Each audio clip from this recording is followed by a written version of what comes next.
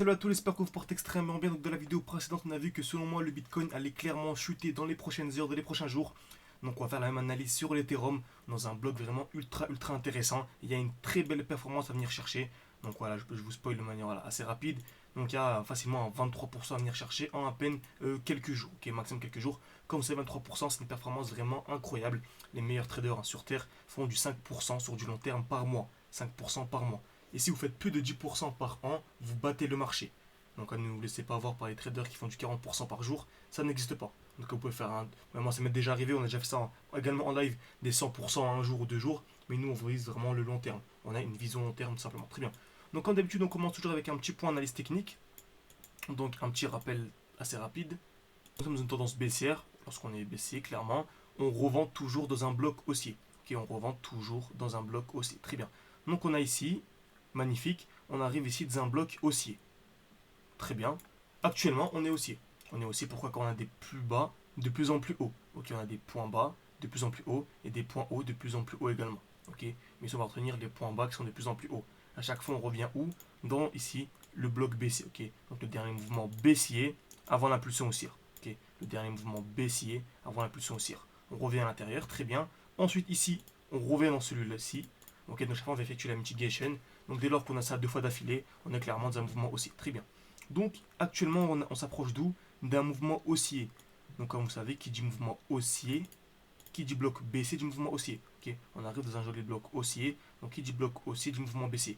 Donc je m'attends clairement ici à un mouvement baissier. Ok, je m'attends clairement ici à un mouvement baissier. Pourquoi? Car la tendance générale est baissière. Ok. En plus de ça, on remarque quoi? Juste en dessous d'ici du bloc baissier, on a une magnifique supply. Donc on est venu taper une fois, 2 fois au même niveau. Donc dès lors que nous avons une magnifique zone de QH, ok, donc je ne sais pas ce que j'ai dit précédemment, je ne sais pas si j'ai dit une zone de QH, mais on a ici une magnifique zone de QH, ok.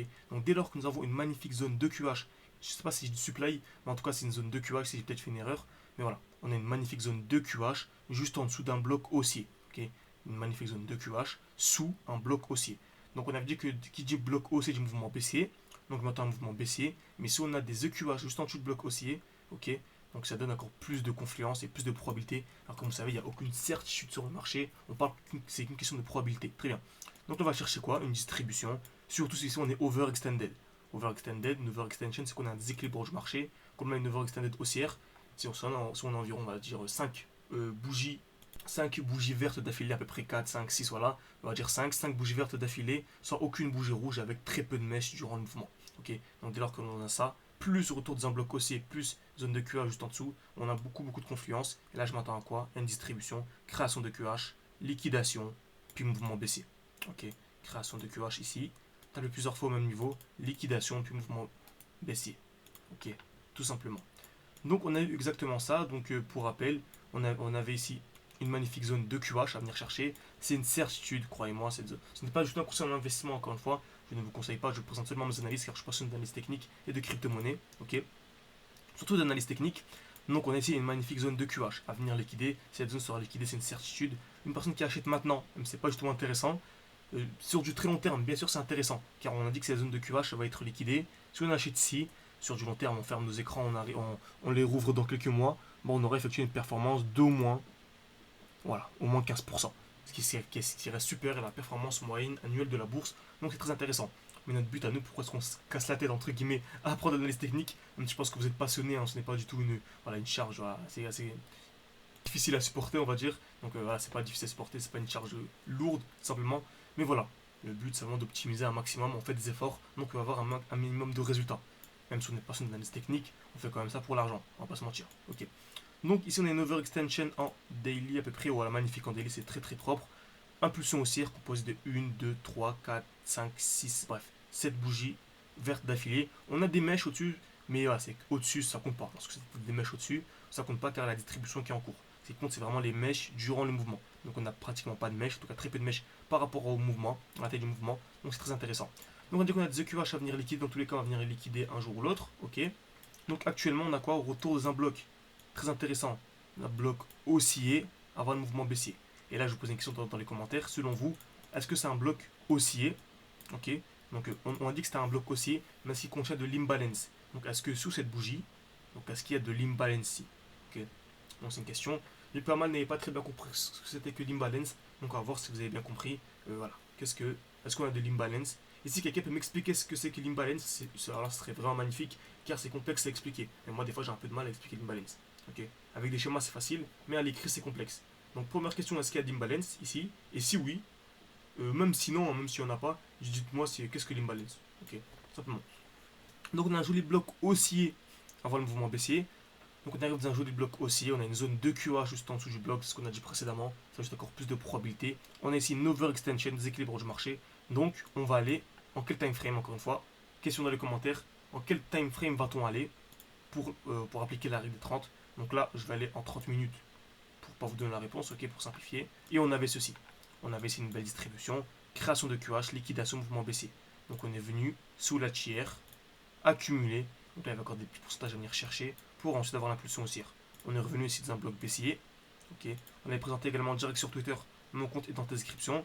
Également, pour rappel, il y a toujours ma formation totalement gratuite qui est disponible en description et en commentaire épinglé si vous voulez aller beaucoup plus loin. Ok. Donc ici on a le dernier mouvement baissier avant l'impulsion haussière. On a eu ici une distribution, retour dans ce bloc. Donc qui dit bloc baissier du mouvement haussier. On a ensuite eu le mouvement haussier. On est venu liquider ce point haut. Ok. On avait également, voilà, on n'avait pas des QH exacts, mais on avait potentiellement des EQH. Ok. Donc on est venu liquider avec une très belle mèche. Puis on a eu le mouvement baissier. On a un mouvement baissier, on avait remarqué quoi ici? C'est ultra intéressant, vous voyez. On a une zone de QL exacte. On est venu taper une fois, deux fois, exactement au même niveau. Ok, tout simplement. On est venu liquider avec une très belle mèche. Donc on avait une très belle zone de QL ici. Puis nous sommes venus liquider avec une très belle mèche. Et directement on a une impulsion dans le sens inverse. Ok. Donc on pouvait clairement prendre pourquoi pas une position. Alors moi je n'étais pas de relais graphique, je ne l'ai pas prise. On pouvait par exemple ici au retest. Ok.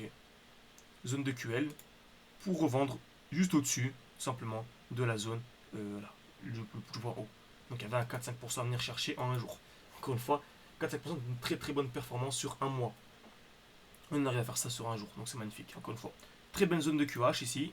Vous voyez toujours la même chose, belle zone de QH. Est-ce que c'est des QH exacts ici? Non. Mais c'est des QH très pertinents. On est venu liquider ici, puis mouvement baissier.